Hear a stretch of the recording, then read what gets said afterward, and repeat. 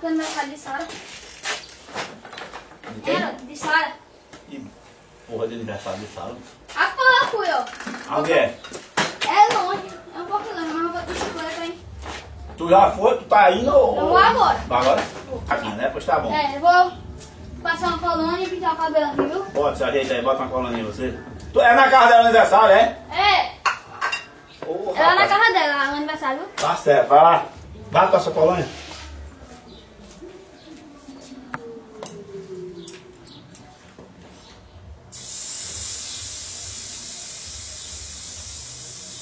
Pelo empurrando, você vai ter deixado de safado. Isso é culpa do meu carro. Eu sou teu carro até empurrando. Aí vai agora. Sai, cai, cara. Deixa eu entender você agora. Acabou. Deixar de ser safado. E precisa ajeitar de pé.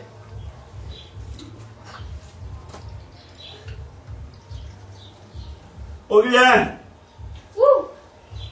tu vai de bicicleta pro aniversário, é? Vou! Vai agora, vai. Passa uma colônia no resto. Foi, vá. Vai agora. Que fecha é isso? O quê?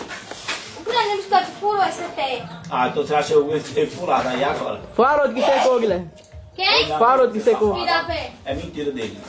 Eu vou só pra alguém. Não sei quem não, você achou o boi murcho aí. Foi.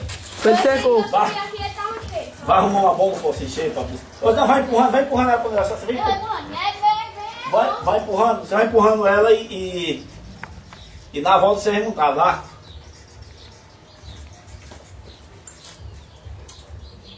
Ele vai se arrepender, vai dizer o pai dele, que foi você que eu estava dizendo, mas não tem problema não. Não tem nada não. É bom que vai pegar uma da peste. Deixa eu deixar esse safado. Ó, cachorro safado, tu tava dizendo aí porque que você quer essa bosta aí, né?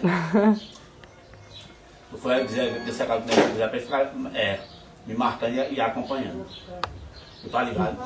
Não era pra tu ter comentado nada. Eu também não como. Desgraçado, tá? Espera aí. Mata essa peste. Desgraça. Desgraçado. Desgraçado. Tu não orgulho do meu pai que eu faço essa peste. Vem pra cá, infeliz. Espera aí.